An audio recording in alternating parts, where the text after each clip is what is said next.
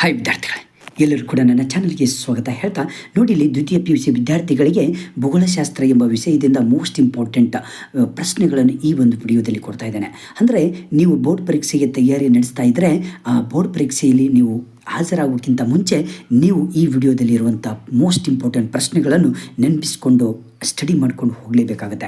ಬನ್ನಿ ಹಾಗಾದರೆ ಪ್ರತಿಯೊಂದು ಪಾಠಕ್ಕೆ ಅನ್ವಯವಾಗುವಂತಹ 1 ಅಂಕದ್ದು 2 ಅಂಕದ್ದು 5 ಅಂಕದ ಪ್ರಶ್ನೆಗಳನ್ನು ಹೇಳ್ತಾ ಹೋಗ್ತೇನೆ. ನೋಡಿ, ಮೊಟ್ಟ ಮೊದಲು ಇಲ್ಲಿ ಮೇಲ್ಮೈ ಒಳಗೊಂಡಿರುವಂಥ ಮಾನವ ನಿರ್ಮಿತ ಲಕ್ಷಣಗಳು ಯಾವುದಿಲ್ಲೋ ಅಂದರೆ ಸಂಸ್ಕೃತಿ ಮತ್ತು ಸಮಾಜ ಅಂತ ನಾವು ಹೇಳ್ಬೋದು. ನೆಕ್ಸ್ಟ್, ಒರಿಜಿನ್ ಆಫ್ ಸ್ಪೀಸಿಸ್ ಗ್ರಂಥ ಬರೆದವರು ಯಾರು ಅಂದರೆ ಚಾರ್ಲ್ಸ್ ಡಾರ್ವಿನ್ ಅಂತ ಹೇಳ್ಬೋದು. ನೆಕ್ಸ್ಟ್, ಮಾನವ ಭೂಗೋಳಶಾಸ್ತ್ರ ಎಂಬ ಪದವನ್ನು ಮೊದಲು ಬಳಸಿದವರು ಫ್ರೆಡ್ರಿಕ್ ರಾಟ್ಲೆಸ್ ಅಂತ ಹೇಳ್ಬೋದು. ಮಾನವ ಭೂಗೋಳಶಾಸ್ತ್ರದ ಪಿತಾಮಹ ಫ್ರೆಡ್ರಿಕ್ ರಾಟ್ಲೆಸ್ ಅಂತ ಹೇಳ್ಬೋದು. ನೆಕ್ಸ್ಟು, ನವೀಕರಿಸಿದ ಪರಿಸರ ಪ್ರಭುತ್ವವಾದ ಎಂದರೇನು ಅಂದರೆ ಮೋಸ್ಟ್ ಇಂಪಾರ್ಟೆಂಟ್ ಪ್ರಶ್ನೆ ಇದು. ಯಾವುದು ಅಂದರೆ ಇಲ್ಲಿ ಪರಿಸರ ಪ್ರಭುತ್ವವಾದಂತಹ ಒಂದು ಸಾಧ್ಯತಾವಾದಗಳನ್ನು ಸಮನ್ವಯಗೊಳಿಸಿದ ಸಮಾನಾಂತರವಾದವೇ ನವೀಕರಿಸಿದ ಪರಿಸರವಾದಿ ಎನ್ನುವರು. ಇದನ್ನು ಆಸ್ಟ್ರೇಲಿಯಾದ ಭೂಗೋಳಶಾಸ್ತ್ರಜ್ಞರಾದ ಗ್ರಿಫಿತ್ ಟೈಲರ್ ಪ್ರಚುರಗೊಳಿಸ್ತಾರೆ. ನೆಕ್ಸ್ಟ್, 2 ಅಂಕದ ಮೋಸ್ಟ್ ಇಂಪಾರ್ಟೆಂಟ್ ಪ್ರಶ್ನೆಗಳು ಈ ಒಂದು ಪಾಠದಲ್ಲಿ.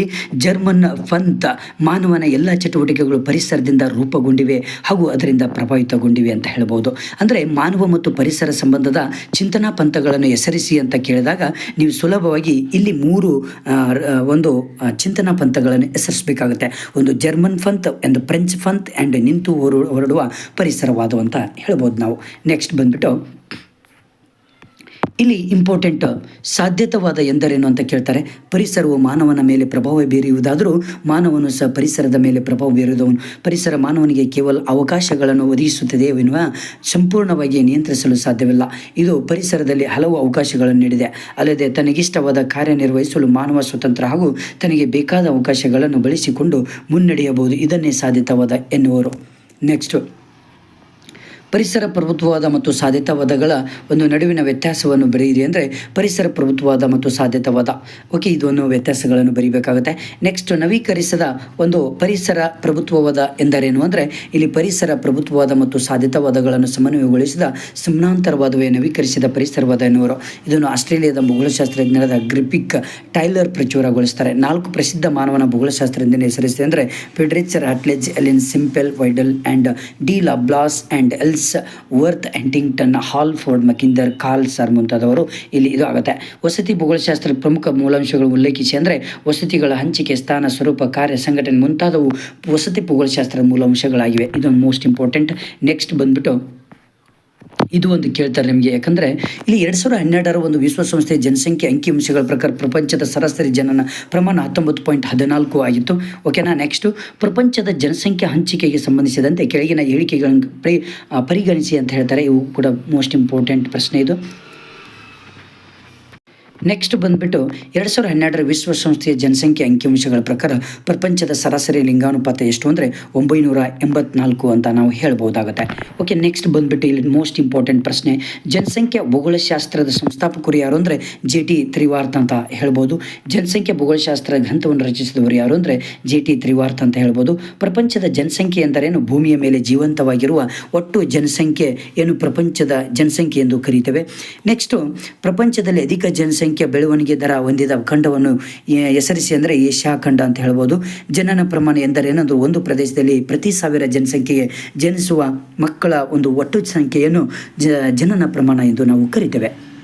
ಇದೊಂದು ಕೇಳ್ತಾರೆ. ಮರಣ ಪ್ರಮಾಣ ಎಂದರೇನು ಅಂತ ಕೇಳ್ಬೋದು. ಒಂದು ಪ್ರದೇಶದಲ್ಲಿ ಪ್ರತಿ 1000 ಜನಸಂಖ್ಯೆಗೆ ಮರಣ ಹೊಂದುವ ಒಟ್ಟು ಜನರ ಒಂದು ಸಂಖ್ಯೆಯನ್ನು ಮರಣ ಪ್ರಮಾಣ ಎಂದು ಕರಿತೇವೆ. ನೆಕ್ಸ್ಟು, ಪ್ರಪಂಚದಲ್ಲಿ ಕಡಿಮೆ ಜನನ ಪ್ರಮಾಣ ಹೊಂದಿದ ರಾಷ್ಟ್ರ ಯಾವುದು ಅಂದರೆ ಜಪಾನ್ ಅಂತ ಹೇಳ್ಬೋದು. ನೆಕ್ಸ್ಟ್, ವಲಸೆ ಎಂದರೇನು ಅಂತ ಕೇಳ್ತಾರೆ ನಿಮಗೆ. ನೋಡಿ, ಒಂದು ಪ್ರದೇಶದಿಂದ ಇನ್ನೊಂದು ಪ್ರದೇಶಕ್ಕೆ ಜನರ ಸ್ಥಳಾಂತರಕ್ಕೆ ವಲಸೆ ಎಂದು ನಾವು ಕರಿತೇವೆ. ನೆಕ್ಸ್ಟು, ಇನ್ನೊಂದು ಅಂತಾರಾಷ್ಟ್ರೀಯ ವಲಸೆ ಎಂದರೇನು? ಒಂದು ದೇಶದಿಂದ ಮತ್ತೊಂದು ದೇಶಕ್ಕೆ ಅಂತಾರಾಷ್ಟ್ರೀಯ ಗಡಿಯನ್ನು ದಾಟಿ ಒಂದು ವಲಸೆ ಹೋಗಿರುವುದನ್ನು ಅಂತಾರಾಷ್ಟ್ರೀಯ ವಲಸೆ ಎನ್ನುವರು. ಓಕೆ, ನೆಕ್ಸ್ಟ್, ಜನಸಾಂದ್ರತೆಯಿಂದ it is very important question.